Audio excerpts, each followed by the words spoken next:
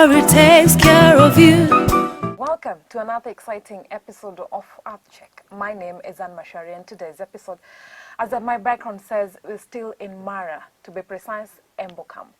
Here is where you find local communities being involved in the conservation of the forest. But how do they do it?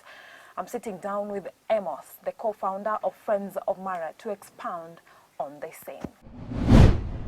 Here is where you find local communities being involved in the conservation of the forest. But how do they do it? I'm sitting down with Amos, the co-founder of Friends of Mara, to expound on the same. Many thanks, Amos, for joining us. We really do appreciate you making time for us. Just a brief introduction of who you are and what you do. Thank you very much. My name is Amos Kipeng. I'm the co-founder of Friends of Maasai Mara. I sit at the board as a board director. And my background is, I'm an environmentalist by background. I studied environment and natural resource management. And we started Friends of Maasai Mara together with Harrison Taga, who is the founder of the organization. Yeah. So why did you decide to start Friends of Maasai Mara? When you look today, we are talking about conservation, and we're talking about scientific interventions that are actually leading to conservation. But where are the community? Where are the people who have been with this wildlife for so many years? So the Friends of Maasai Mara is a homegrown intervention. It is a grassroots organization that has been started by us, and being indigenous members of this community, grown and born in this region, that's the Mara region. We felt like we also have an obligation to be part of the conservation. So we initiated an organization that will relate well with the community. All right. So you talked about this is a board member. You are a board member. How many are you in this? We have about 7 board members in Friends of Maasai Mara, which are also drawn from different careers and different fields. But they're all from local community. All right. So you act as a voice of the community, or what happens? Exactly. Our main role here is actually to be like a catalyst and to be able to lead dialogues with the community and to have their voice represented when it comes to big discussions, whether it's wildlife bills, whether it's about what is right to be done in terms of conservation, in terms of improving livelihoods around the community. So our work is actually to create that interface between the local community, the tourism industry, and maybe the government and other stakeholders. All right. So so far, how are you guys faring on? So far, we are doing very well. The organization was started back in 2014, so it's a few years now, about 5 years. And our main focus has been always to create like a hub of information. And we have been leading, wildlife days. We have been reaching out to schools, and our main focus is also to see how the young person will perceive wildlife. Yeah. Those young children who are going to school today, who are in the next maybe 10 years or so, they will be landowners. What kind of decision will they make at that time?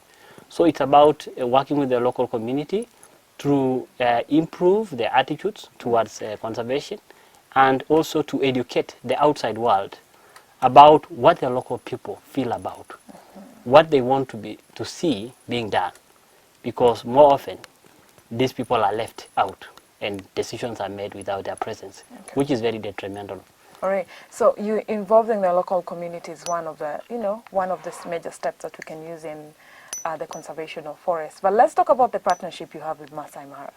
With Embo Camp? Yes, the Embo Camp, to be precise. Yeah, Embo Camp, they're actually having a program called the Painted Wolves Company Limited, which is part of Embo River Camp here in the Mara.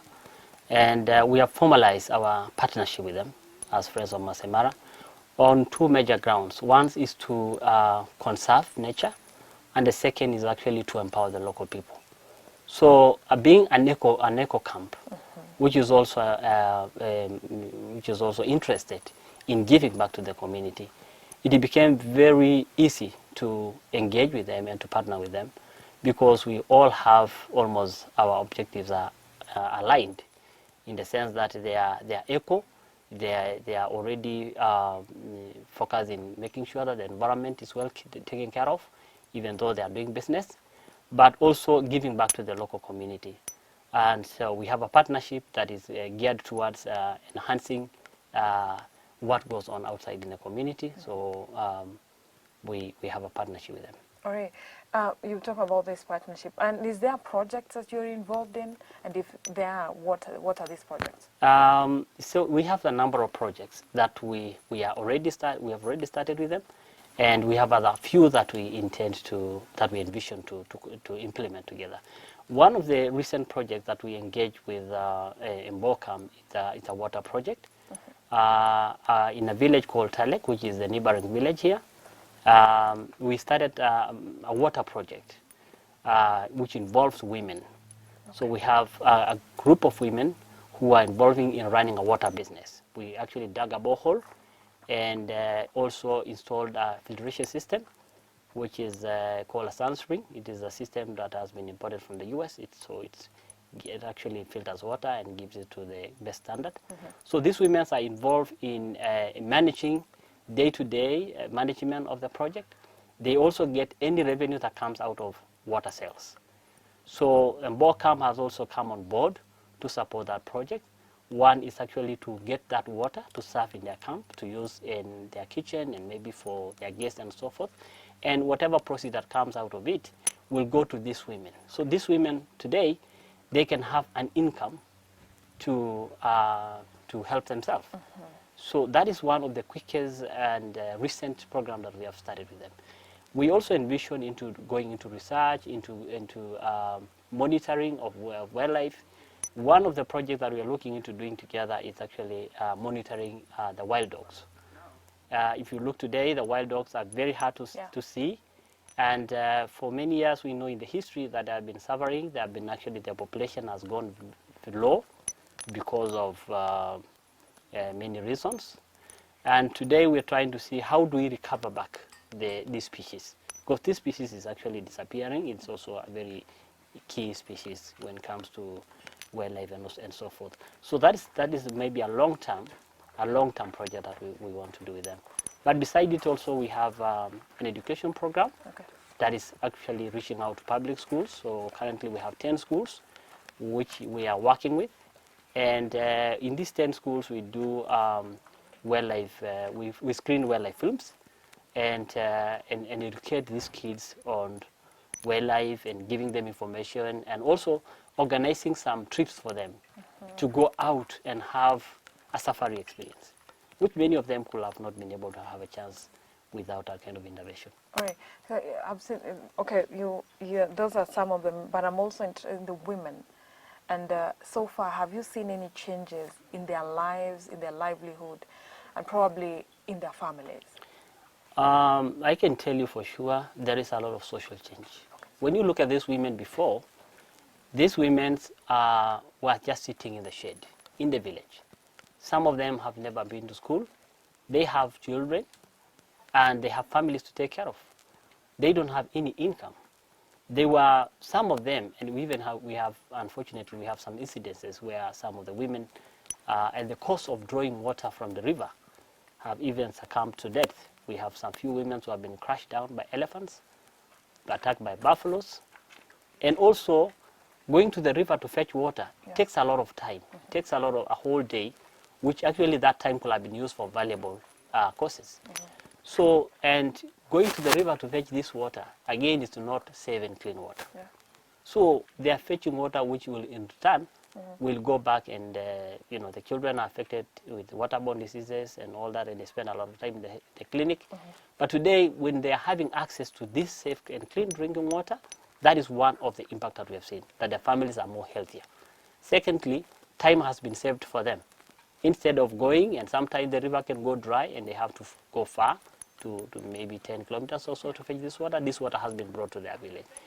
And now again, to give them an opportunity to be managers of water. that is a big empowerment for them, because they have never been entrusted with such kind of a role, to be managers, to be decision makers.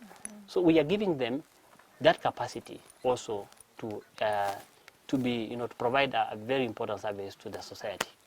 All right. So empowering the community, and so far you've talked about the impact you've seen in these communities, and most of it is positive. Have you experienced any shortcomings? Yes, in every field there's always challenges. There's a lot of constraints, especially when it comes to working with women. We have had challenges with their spouses. There are some of them will feel like, oh, the women will be too empowered, and maybe they're not comfortable with that. Also, they feel like, oh, you're spending so much time in empowering these women. Why not us? We are the breadwinners of our families and not the women. So why do you put focus on women more than probably men? So that is one of I think there is that cultural mindset, which is a challenge. All right. We can all agree that the future of a reserve or conservation lies in the great hands of communities. And this is what Friends of Mara are pushing for. This and much more after the break.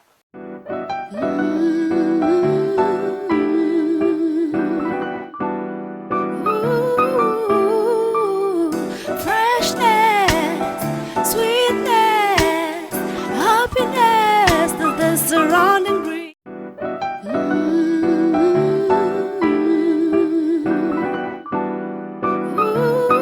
Ooh, freshness, sweetness, happiness that the surrounding breeze. Right, welcome back. Now, the future of a reserve or conservation lies in the hands of community members, and that is what Friends of Mara are pushing for. Amos tells me that he has seen the impacts of involving the communities in conservation. Empowering the community, and so far you've talked about the impact you've seen in these communities, and most of it is positive. Have you experienced any shortcomings? Yes, in every field there's always challenges. There's a lot of constraints, especially when it comes to working with women. We have had challenges with their spouses. There are some of them will feel like, oh, the women will be too empowered, and maybe they're not comfortable with that. Also, they feel like, oh, you're spending so much time in empowering these women. Why not us? We are the breadwinners of our families and not the women. So why do you put focus on women more than probably men? So that is one of I think there is that cultural mindset, which is a challenge. That is one of the things. I think other constraints could be probably resources, because community expectations are always very high. Yeah.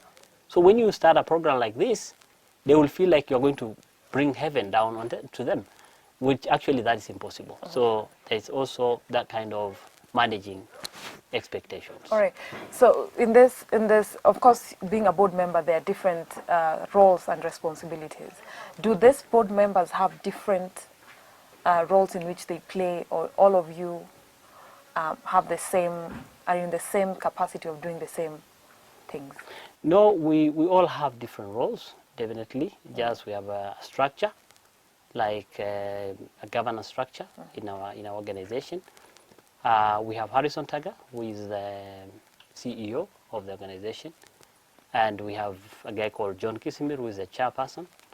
Harris is also coupling up, doing the secretariat work and all that, and I'm handling the financials part of it. I'm the treasurer of the board, and then we have other members of the board who are maybe involved in the programming, designing programming, which is also a role that partly I do play, designing some interventions, coming up with maybe proposals and all that. Yeah, so we have each member of the board has been strategically appointed to the board. Okay. I have not really mentioned, but this is important to mention, that we also have other partners who are coming from outside this country. We have 2 board members who sit also in our board, who are from the United States of America. We have Michelle and we have Babs Macras. These are 2 two board members who lives outside Kenya. But we all work together. We all communicate. We all make decisions together, and we all, we are all working together. All right. William mentioned the supplying of some products like meal comes from the community. Is it part of Friends of Maasai Mara? Actually, that is also what we actually discussed with Mbo Camp, looking at how do we add value to what is locally available. Because this community, they are pastoralist community, which means they keep livestock. So trying to add value to the products like milk, meat, and maybe beadwork, which is also what they have. So if you look behind us here, there's a small art cafe, or art center, where they display some of those beads from the community. All right. So they locally purchase this thing, come and sell. They locally purchase these things and come and sell them.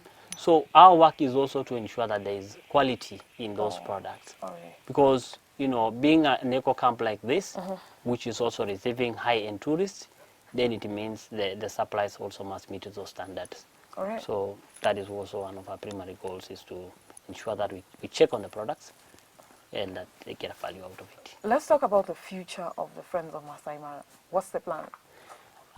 We are looking into growing and becoming a very important stakeholder in the Mara ecosystem, in Narok County as a whole. We are seeing it really growing and even achieving a lot. We are continuing to see a lot of impacts from what we are doing. So for me, I see a bright future. I see a bright future because this is local. This is owned by the people. The people feel like this is theirs, and definitely the Friends of Mara has a very big, great future. All right. So one thing I've experienced is, and I've experienced this with Friends of Karura and probably Friends of Nairobi National Park, sometimes there comes a time when development comes in between conservation and population. What would you say about that? Now, given that, population is increasing, right now we're at 47 million. So I'd like your comment on that. Definitely, that's a very important question. And even here, just like in any other region, there's a lot of pressure on land. There's a lot of pressure on natural resources because of population growth. So it's something that is also under consideration in our programs, trying to see how do we address issues of populations, which is also sometimes how do we create a balance between the shrinking land and wildlife and people. Right. So we are lucky a bit in the Maasai Mara because the community, through wildlife conservancies, which we have in the Mara Wildlife Conservancies, the community have actually preserved a certain land for wildlife.